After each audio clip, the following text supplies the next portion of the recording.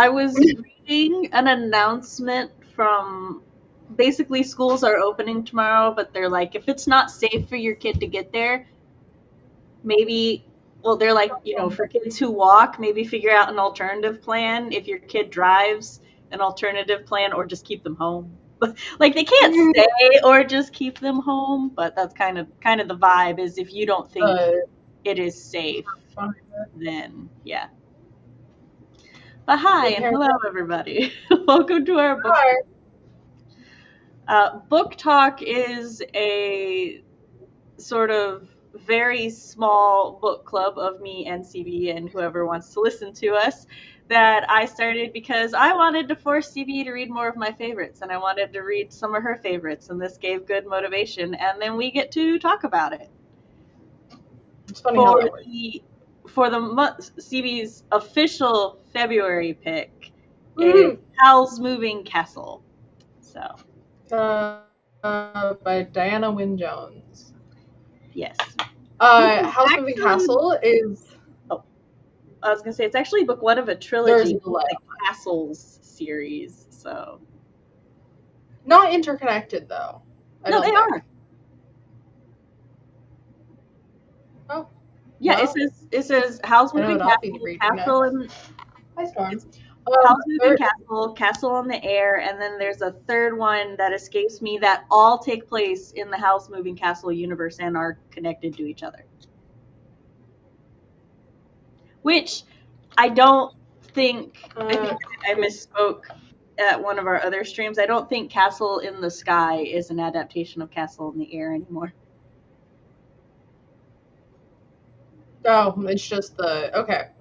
Because I'm like, I don't think Castle in the Sky and Castle and Howl's Moving Castle feel the same vibe. They did. Okay, so Howl's Moving Castle follows Sophie Hatter, the eldest daughter of 3. Her father was a hat maker, and then her stepmother and the woman who raised her and her sisters, and then is her youngest sister's biological mother, Franny. They work on the hat shop, and then when her father dies, her sisters are Letty and Marta. Is it Martha or Martha? I don't know. I'm gonna call Martha because that sounds more right. Fine. But I did think it was Marta. Letty and Marta are sent off to apprenticeships while Sophie is kind of left for the shop because she's the eldest daughter. But her sisters do a little switcheroo where Letty is the one that wants to go apprentice under a witch and learn witchcraft, and Marta is the one that wants to stay in town and get married and have 10 children. So she works apprentice as a bakery. But they do a little magical switcheroo, so they look like each other. Sophie, when she works on hats, chats with the hats and tells them about their future and just kind of like idly talks to herself. But in doing so, she weaves magic into the hat themselves. So when she says that a hat is going to attract a handsome, rich gentleman, and then a woman goes and buys the hat, she does attract a handsome, rich gentleman. And very other little casual spell workings like that, which are actually extremely powerful magic. Now, the Witch of the Waste, who you guys might recognize Howl's Moving Castle from the movie, Howl's Moving Castle. I realize the Witch of the Waste is very distinct, because it is. Although they're quite different, the Ghibli movie is based on this novel. Both are fantastic. I love both of them very much. But we'll discuss some of the differences and changes later, but this is we're talking about the book right now. The Witch of the Waste comes into the hat shop, and she curses Sophie, one for being using such powerful magic, and 2 because we discovered this later, she was under the impression that Sophie was Letty and knew a bit about the magical shenanigans the Witch of the Waste has been doing so that she can become queen, which include, we find out at the end of the book, taking apart the wizard Solomon, who is the crown wizard, crown sorcerer, and then also the prince himself, so that she can make the perfect man to become king that she can marry. As one does. Which I would just like to say, part of this plan is she takes parts of the prince's body and presumably something from the wizard Solomon. Which one of them was the general? The prince.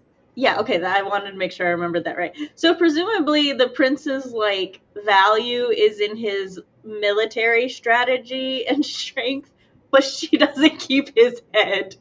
No, I think she takes him for the royal blood. And then the wizard Solomon for vibes, I guess.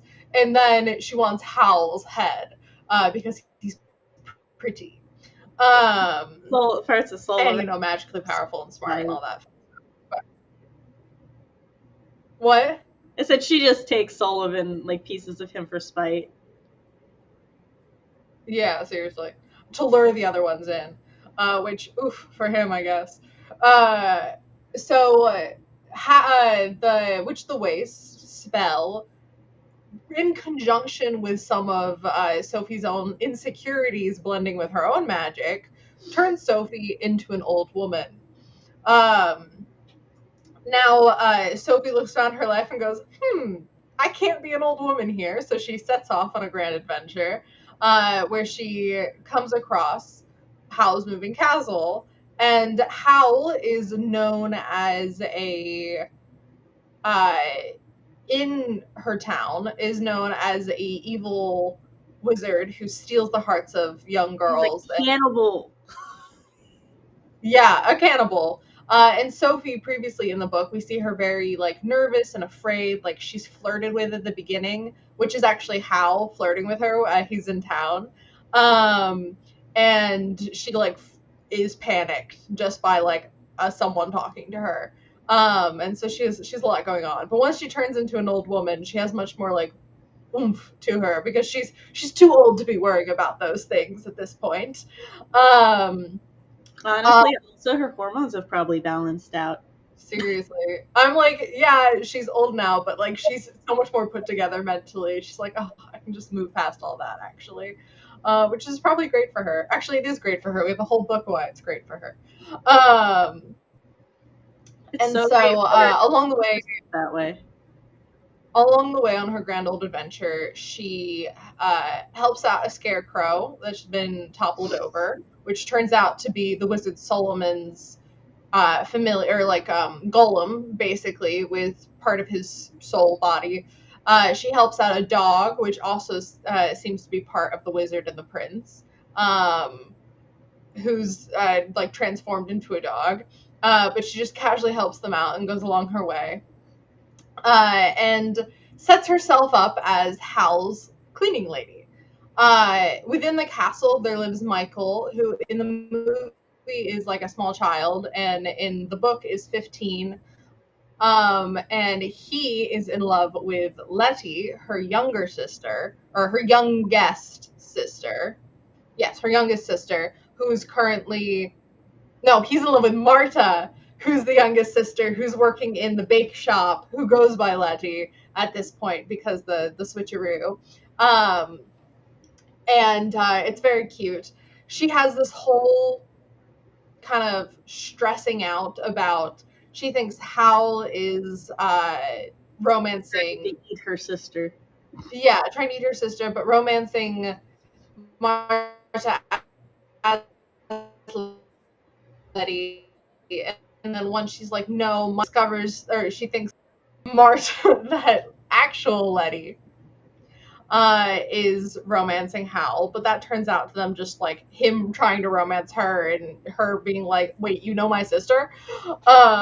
Referring to Sophie, who's gone missing as far as her family knows.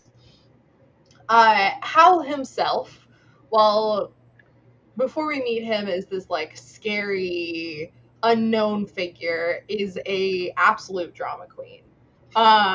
He is vain and self-centered, but also terrible with money, but in a good way sometimes, because he undercharges the poor, but he spends all of the money randomly that he gets from the rich, and probably with the poor as well. But Michael does not allow him access. I would argue that Howl fulfills the trope, crouching dumbass, hidden badass, and that he just pretends to be absolutely terrible at everything and stuff. But really, he is kind of a mastermind and really good at manipulating stuff. He just wants everybody to perceive him as being absolutely terrible and unreliable and everything. And he continuously calls himself a coward, but yeah. Well, I think he is a bit of a coward, but like he has coward tendencies, but he'll do the right thing in the end, which is the self-fulfilling or the prophecy. So Hal has been cursed by the Witch of the Waste. Wow, my camera just got very yellow. Hal has been cursed by the Witch of the Waste with this song lyric poem about different conditions that he'll have to meet, or that if he meets, then the curse will come true. And then his heart demon, Calcifer, who runs the castle, and then is also on his actual heart in the hearth, and Calcifer is a fallen star that Hal caught. And then they made a deal so that Calcifer wouldn't die, because once a star falls, it dies.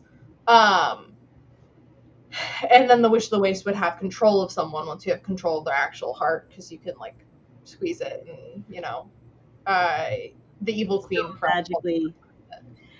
It seems as if it's like it's not so much as she takes the heart and then has like mind control over them so much as she just threaten them with a lot of torture and pain.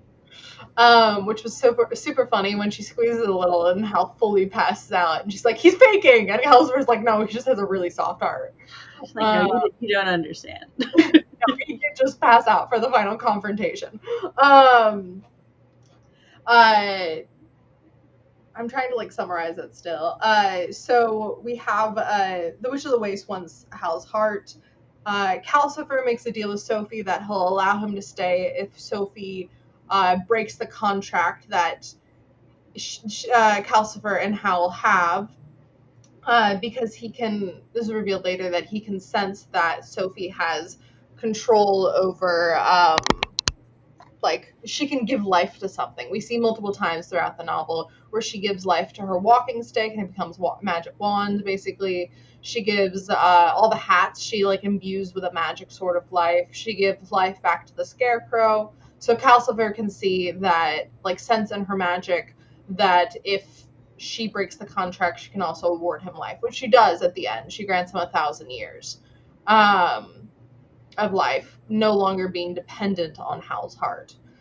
But Sophie, this whole time, is constantly thinking that Hal's falling in love with all of these women, one of which is her sisters. Then there's the school teacher from his nieces and nephews, which, sidebar, Hal's castle has 4 exits to it for the 4 sides of the castle. And one of them goes back to Hal's homeland, the magical land of Wales. In our Earth. Yes, on our Earth. So Hal is, in fact, an isekai protagonist who noped out on his isekai story by being like, nah, I'm just gonna like hang out, actually. So the Western term for that, which this book would actually fall under, is portal fantasy. Yeah. But it's funnier, I think, saying isekai. And so Hal was a student of like myths and legends and stuff like that, and we don't really know how, but he figured out a portal to a different land. But he can still return back to his sister and her family in Wales and visit and stuff. And on one of those visits, he meets the school teacher there, who's later revealed to be the Witch of the Waste's heart demon, who's kind of controlling the Witch of the Waste and like driving her to be kind of evil at this point. I'd like a sidebar to just say her name bothers me on such a level because her name is Miss Angorian, and I, for some reason, am aware that Angorian means like from Angora. So to me, every time I hear it, it's like, oh yes, Mrs. Angorian. It's basically in my mind like, ah yes, Mrs. British, or ah yes, Mrs. Irish, and I'm like, it just bothers me so. Hey, the Heart Demon had to come up with a name that fits in with all of these. She's definitely a normal lady. I was like I looked it up. I'm like, maybe she's supposed to be like from Angora, or you know what? Later, I'm gonna see if there's like Angorian myths with fire demons that I just don't know about. I don't even know how I know about Angoria. I just every time they said her name, thought of agoraphobia, and I was like, this is not right, but okay. So we are agreed in that she needed a different name. Yes, and so he's kind of like enamored with her, and Howl falls in love with a woman, but once they fall in love back, he is no longer interested and he breaks their heart. That started along with along with Michael's help, purposely blackening Howl's name. The horrible rumors about how Howl is evil and terrible.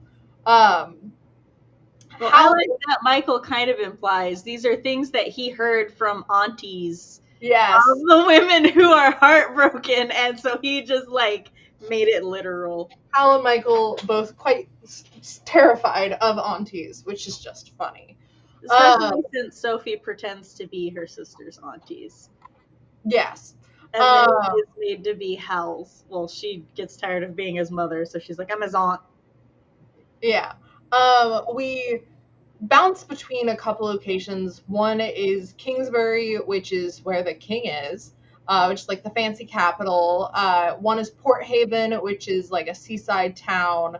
One is Wales, and then one is something market. Yeah. I can't remember because I think they just kept saying market side door. Yeah, but they said the actual name, but I can't remember. I only tuned into the words market side door. They had one location other than that before they moved to the market. It was just wandering around the hills by the market town. And there's a lot going on in this book, but eventually it's revealed that Howl, Michael, and Calcifer knew the entire time she was under a curse, that she wasn't just a random old lady. And part of the reason, literally any magician or witch or anything who met her, and I adored how all of them were like, did you really, like, they were like, you didn't actually think you were fooling me, right? I'm supposed to be like super good at my job. Yeah. I would not, in fact, be good at my job. I was just playing along.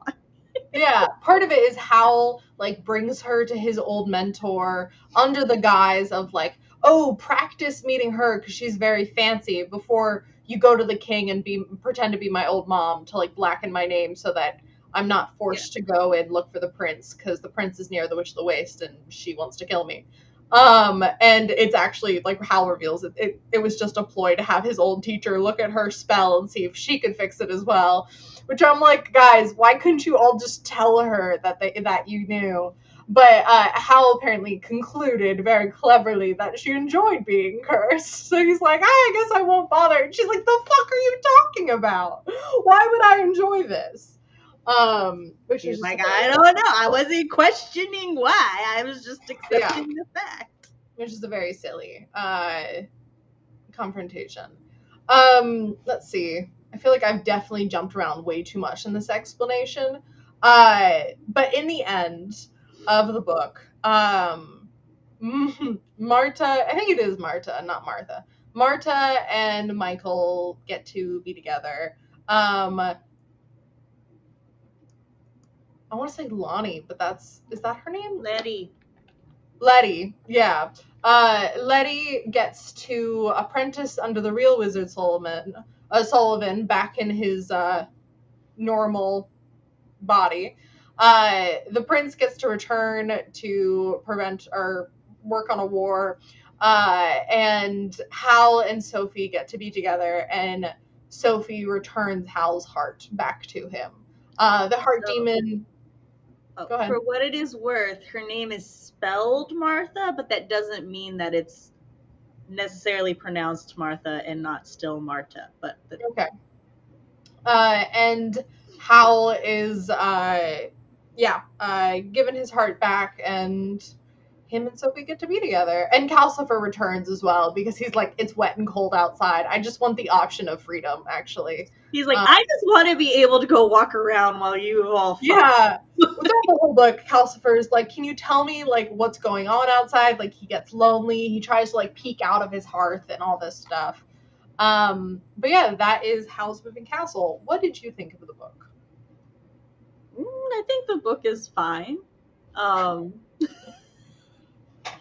It's a good book. It's interesting. It would not go on one of my favorites for a lot of the same reasons the movie doesn't. But I will say that extremely biasedly, I was listening to the audiobook, and Welsh Howl is more endearing to me than Christian Bale Howl, despite him being a bigger brat in the book. Oh yeah, he's such more of a brat. But I still liked him more because he had a Welsh accent, and I like Celtic accents. I also was listening to the audiobook. I like both stories. Like I know they're the same story, but they're not the same story. They are not the same story. No. Not at all. Like in the movie, Hal has this whole like the curse is manifested in this like literal bird form, and it's this whole the Witch of the Waste turns out to be like an ally at the end because she's great. It's this whole thing.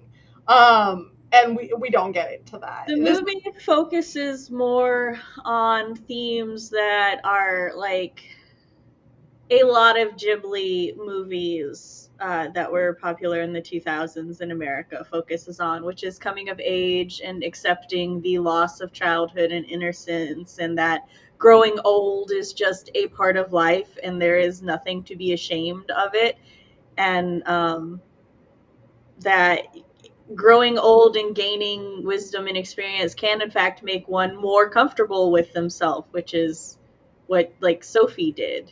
Mm-hmm. And the book is more just kind of focused on a magical love story where even if you can't see the value in yourself, others around you can still see your value and like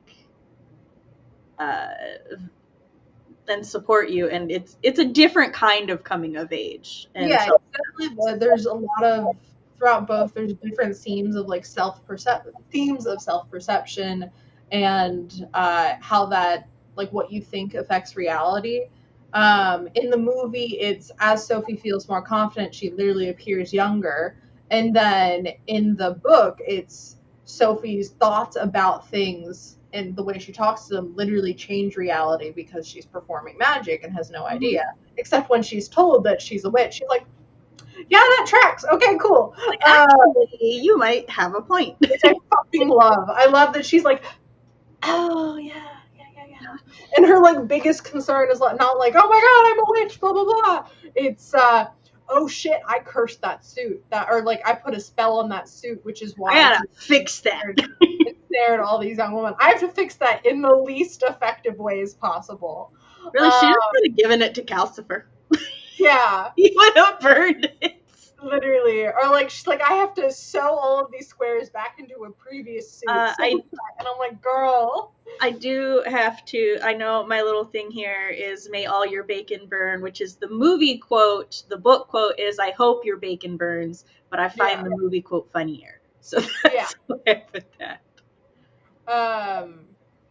The slime scenes are roughly the same, of Howl being like, except Howl keeps the hair in the book. He has pink hair for a big portion of the book. But he goes, I look like uncooked bacon or uncured bacon or something like that. And it's like, does that part of like white? In the book, it's not actually, I don't think it's supposed to be bubblegum pink. It's just supposed to be strawberry blonde. Yeah, it's like because pinky. Sophie mentions that that's her natural hair color, which also in the book, her hair color goes back to its natural tone. It doesn't stay gray. Yeah. She isn't like physically affected through all she has been through. Although I love the like white hair in the movie, like it's very pretty. But Howl's hair is a kaleidoscope of colors throughout the whole, or not actually, but like he goes through and changes his hair color for funsies and not just for the accident. Um, and what do you think of the difference in aesthetics between the book and the movie? Well, first of all, I thought we were just talking about the book today, so I did not watch the book or watch the movie. Sorry, But I'm okay with talking about. I haven't seen it in a while. But the aesthetics of the movie, I mean, I'm a Ghibli fan. I love Ghibli style things, so I like the aesthetics of the movie. The whole drug trippy thing with the shooting stars at the castle is one of the most out there things in a Ghibli film. But I think the like there's like it's like a cozy fantasy, like almost slice of life. It feels like at some point with the how book is, yes. The book, and then it's a very different story and tone wise in the movie. In the book, the war is only kind of mentioned as this is a thing that we will have to deal with, and therefore I need my son, whom is say that again. My brother, the prince is the brother. Oh, my bad. My brother, who is the king, is basically like me, not good at war. My brother, very good at war. I need my brother. Yeah. And I'm like, that's fair. And other than that, the war and the military and all of that doesn't really come up at all. Yeah. Where in the movie, Hal like actively goes out on the front lines to like try to stop bombings and stuff. Instead of the black leads to Wales, it leads to war. Yes, and I'm like, it's a very different vibe. So I want it to be like, I want to be very clear. I don't support war at all. Like, I think, especially in this day and age, there are so many better ways to handle things. Mm-hmm. But I support soldiers, like individual soldiers, because they are just like wheels in a cog, and there's a lot of predatory practices as to how a soldier gets into the military and everything. I grew up in a military, like most of the men in my family have been in the military. I'm in a military town. I've sat in school through the recruiting things and stuff at my high school. But so when I grow up with that, and then some of the Ghibli films, especially when I knew the book didn't have any of that, I'm like, I don't enjoy seeing it, especially when I don't feel it added anything to the story in the movie. I think it is the story in the movie, but there is plenty story in the book.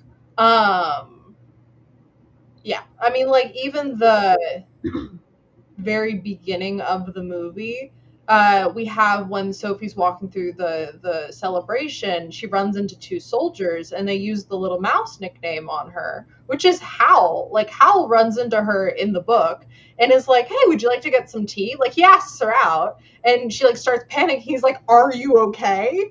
Verse in the movie, it's this, like, she comes across these two soldiers, they're kind of predatory, and then she like starts panicking, and Hal comes to the rescue. And even just like that sets the tone differently for their relationship, and the like who Hal is. Like, I know I'm moving the conversation off of the military some, but oh, you're good. Like I said, I haven't seen the movie in a long time, and I don't particularly like how it handles a lot of those things, so I try not to think about them. And so the like Howl and Sophie, so much of the relationship in the book that I enjoy is Sophie's like fairly convinced for a good portion of the beginning of the book that she is searching his castle under the guise of cleaning, not even cleaning very well, because she keeps like having to like clean the chimney and then she has to re-clean the whole room because she's searching for parts of girls that he have eaten and stolen the souls of. No, to be fair, she actually is cleaning well. Calcifer is the one who, like, because she cleaned the chimney and then Calcifer moved all the soot into the room. So, because like, she's specifically annoyed at Calcifer for that. No, I thought she was annoyed at him because he didn't tell her that was going to happen. And there's like a couple other things where she, in the process of cleaning something, she re-dirties something else. And there's literally a line where it's like, she's not the most effective, but she's getting the job done. Because she keeps having to like loop back around and redo stuff. It could be both. Yeah, and I think part of the she doesn't mind that and doesn't mind doing it in the most effective manner because it's not about her cleaning right now. It's about her looking for girls. Parts of girls that don't exist. Yeah. To like set them free. I don't know what her plan there is. I think she just wants evidence. Yeah, lay them to rest or something. But I think that's hilarious that she's like, well, I'm here now, might as well. I think she's more trying to find the body parts because she can't connect the Howl that she has met with this cannibal, this horrible man she has heard about. Yeah. So she's like, if I find evidence, then yes, definitively, these are the same man. Yeah. And then Michael's like, no, I made that up. Yeah. Michael, fucking icon. What do you think of Michael? I like him in both the book and the movie. Yeah. Let me tell you, the only character I don't like is Howl. I don't like Howl in either the book or the movie. And also, so I had this problem with the movie, and the book has not solved it. I don't like the romance. I don't think it's a good romance. I think it is a very poor romance. There's no chemistry. There's no buildup. Why am I to believe these things? In the movie, they add a triangle with the Scarecrow because in the movie, the Scarecrow just is the prince. Is the prince, yeah. And she kisses him, and the spell breaks, and the Witch of the Waste is like, oh yes, your true love's kiss, like, will break the curse. And then immediately Sophie is just on Howl because he wakes up. And she's like, okay, solved one problem, on to the next. Yeah, and the Witch of the Waste is like, oh man, your true love doesn't love you. And I'm like, savage. And then I read the book, and I'm like, that's not even a thing in the book. I think the romance, I wouldn't say I don't support it, but I think it is very subtle, and I kind of enjoy that. I know I chose Howl's Moving Castle because of romance for February, and it's not a romance. I think it has a romantic subplot, but it's not, I wouldn't say, a romance. No, I think it's a romance because I think if you take the romance out of it, the story would have to change and everything. So I think it does fit in the genre. I don't like it. You say it's subtle. I say it's where. I think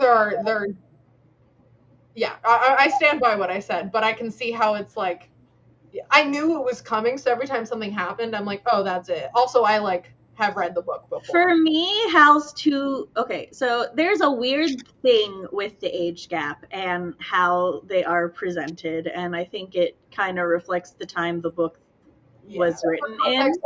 Sophie is 18, maybe 19, and Howl's turning 20. Or no, he's 27 in 4 months because it's when he reaches 10,000 days, which I Googled is 27 years. Yeah, so this man is approaching his 30s, and he's heavily infantilized.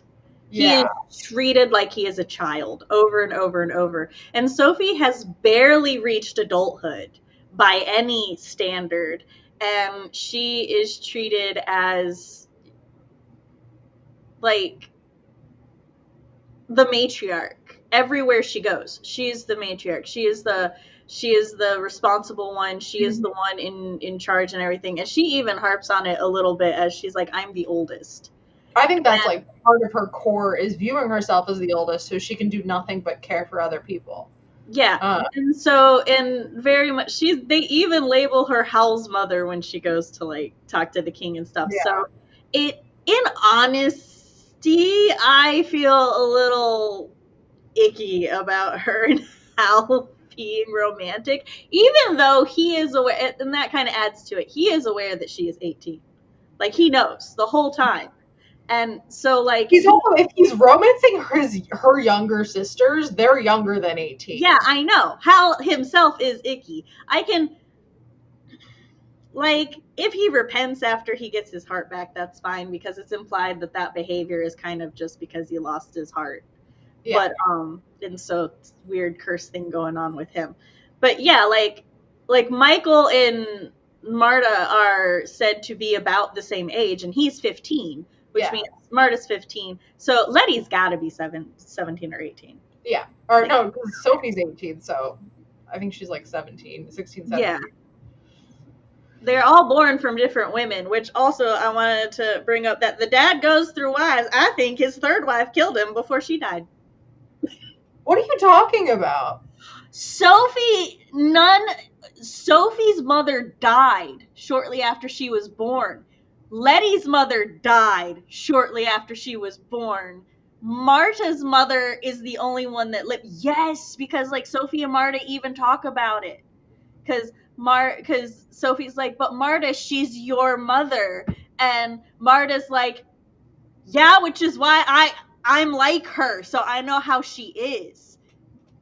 I thought Sophie and Letty are from the same mom. I don't think so, because I distinctly remember when Sophie was talking about it, thinking like, this man killed 2 wives. Like, didn't like murder them, but.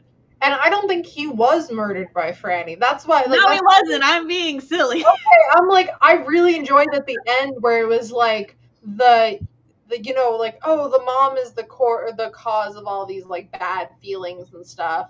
And then she shows up and she's like, I care about you. What happened? Blah blah blah. No, and she's like, oh, I was being facetious with the whole murdering thing. No, the mothers. It is implied the first 2 mothers died in childbirth.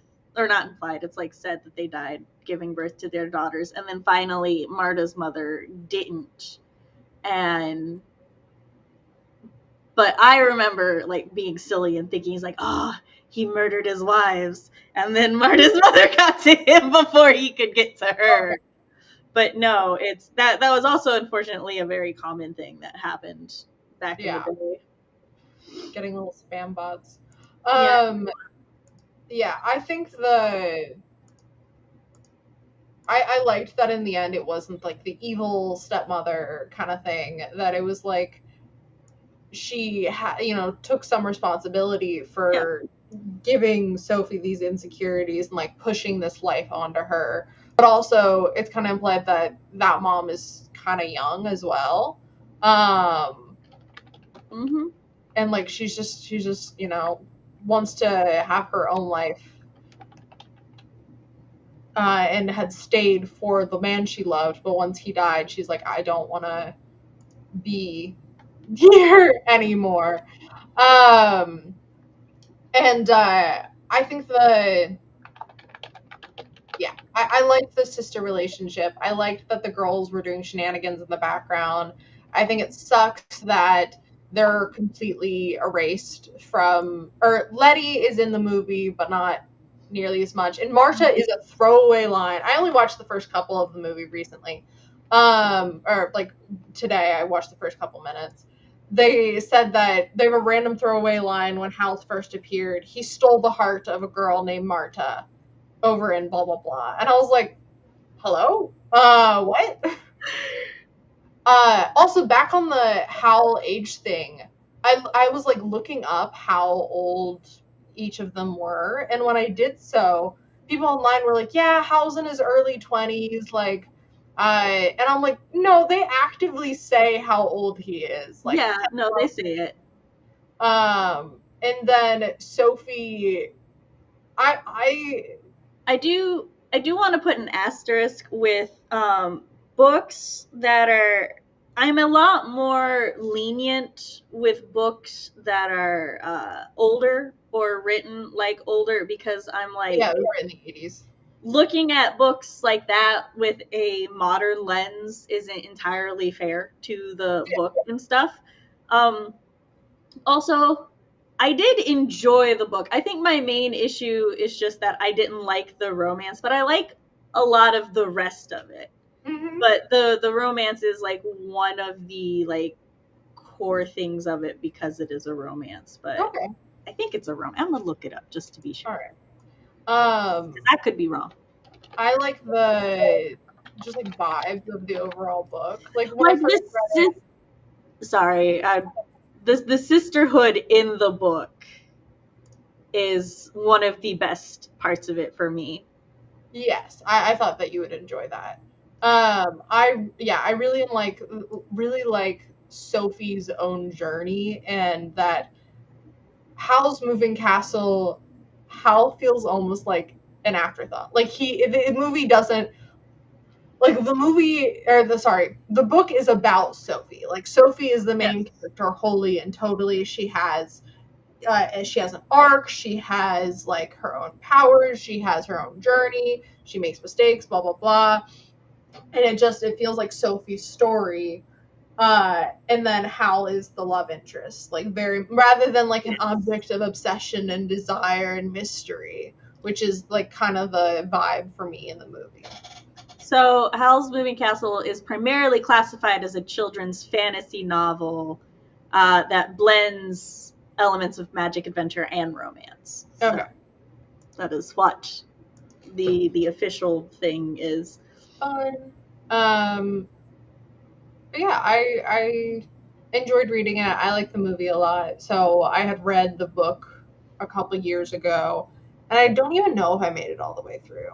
I think I did. Because when I read it this time, I was like, yeah, I know what's gonna happen. But I was like, is this from no? And I like how much of an unreliable narrator Sophie is. Oh yes. All right. So I think that like my final thoughts would be, it is a good book. I liked the book. I didn't love the book, but I did like it, which we know is a low bar for me, but it's fine. They're different bars. And I would definitely like my daughters read this book. I'd encourage my sons to read the book and stuff. I just don't like how he gives me the ick on multiple levels, and it's the weaponized incompetence for me. So I don't like that. But yeah, which is fair. I think part of it for me is like part of what makes it better for me is because he knows that Sophie's not going to give into that shit. Like him being dramatic and everything. If Sophie had given into it, poor Michael. But if Sophie had been like, swayed by it, I would be very much like, ugh. But because they both know, and then the reader knows that she's like, bitch, no, I'm not gonna attend to your every need. Makes it much more palatable for me. But yeah, definitely. I would see that Howl is not a like I think Diana Wynne Jones like literally in interviews people are like, oh, we love Howl, and she's like, why? Me and Diana. We're like, why would you like him? I think like I literally saw stuff where she's saying that. She's like, he's not like no. Which and is another thing. Like he's just a guy. Like he's not he's a guy who plays rugby. Like he's a post grad. Like probably was in college forever because he didn't want to go into the real world. And then he didn't because he went off to a fantasy land. And he really runs from his has to reverse psychology himself to do it. Literally, I'm like, he's just a guy. Like he's not a like, I want a man like that. Bitch, no, no. I think Christian Bale's voice is the main reason people like him from the movie. Yeah, I mean he's sexier in the movie. And he's hot in the movie. I mean, and he's hot here, but he's lacking substance. You can't see it. It's on the page.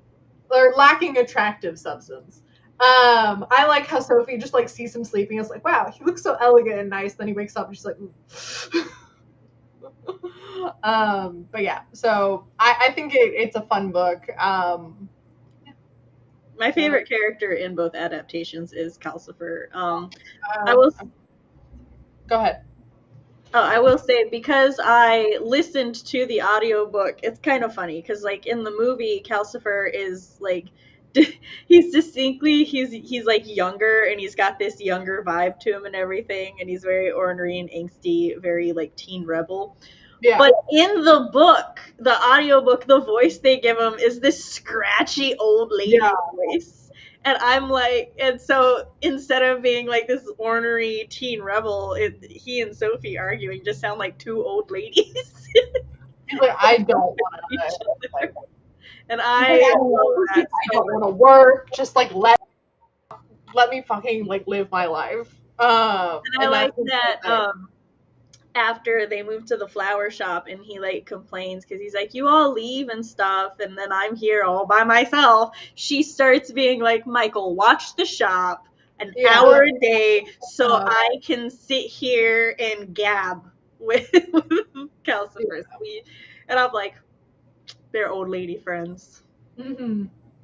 No, Calcifer is fantastic, and the fact that I also appreciate that he is apparently in the minority of falling stars that he's not. The other one is like, let me die, and he's like, I didn't want to die. I'm supposed to die. Yeah. Which is so funny. Apparently fire demons are just falling stars that want to leave. Yeah. And I love that for them. I love that they're like, the demons, he's a devil, and it's like, I'm a star. I'm a star. I'm a star. So yeah. I mean, it is kind of like demon, devil, evil thingy-ish to be like, in order to live, I need your heart. That is a little... I was like, let me help you. And Calcifer's like, okay, so. About that. Yeah, also the fact that Howl and Calcifer are both wanting to get out of the contract. They're like, no, neither one of us want this. We're like, we didn't know. We were young and dumb. We had no idea. Like, I feel like Howl isn't 27. Like, that's such an odd age to give him. He's 10,000 days old. Yes. So he's around 27. I know he actually is 27 in 4 months. But I feel like he's not written as, like, I don't know. So he would be so much more palatable if he was younger. Yeah, but that's part of the point. Yeah. I feel. I think so too. Because if he was younger, I could be like, oh yeah, he's just kind of like, you know, but no, he's a full grown ass man acting like a toddler. Mm-hmm. And not in the cute way that some of them do. Mm-hmm. You know, when they like, they have their hobby, and then they like basically turn into little kids about their hobby. Yes. Man or woman, I love when somebody gets that way. It's adorable. Yes. Cool. That's our Howl's Moving Castle book talk. It's not a long book.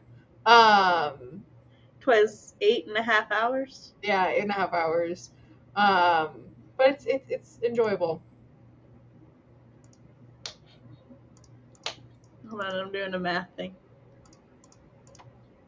It was only 510 minutes, not 10,000.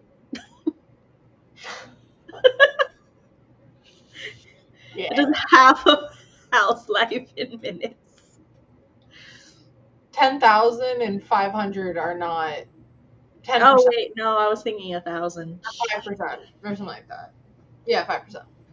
We're good at math here at... I had a migraine start right before the stream. I've been in pain this entire time. But it's fine. It's fine. Ooh, a book would have to be 167 hours to be 10,000 minutes. Oof. So next time on Book Talk, we find 100. No, I would quit. Like, don't you fucking do that to me. This isn't my job, but I would quit. No, we're kidding. We are going to be moving from Howl's Moving Castle to A Lady's Guide to Fortune Hunting by Sophie Irving, which I read either last year or the year before. I read it as part of the year of favorites, and I wanted more, but alas, it is a standalone. So that is part of why I chose it. But yes. Yeah, I haven't read it. I should probably check it out from the library. I checked it out from the library. When are we doing this one? The 21st. Basically. The 21st or the 22nd. So 2 weeks. 2 weeks. Time for you to get enough time for you to buy a new puzzle. And I actually bought 2 new puzzles yesterday. She says, I am prepared. They're only 500 pieces this time. So, rather than 1,000. And I have my puzzle trays you got me. Yes. So, yeah, I'm excited. Okay, I borrowed it from the library. Oh, fuck, it's the wrong library. The other ones? Ugh, a 5-week wait. That doesn't work for me. Okay, I'll figure it out. Bye, y'all.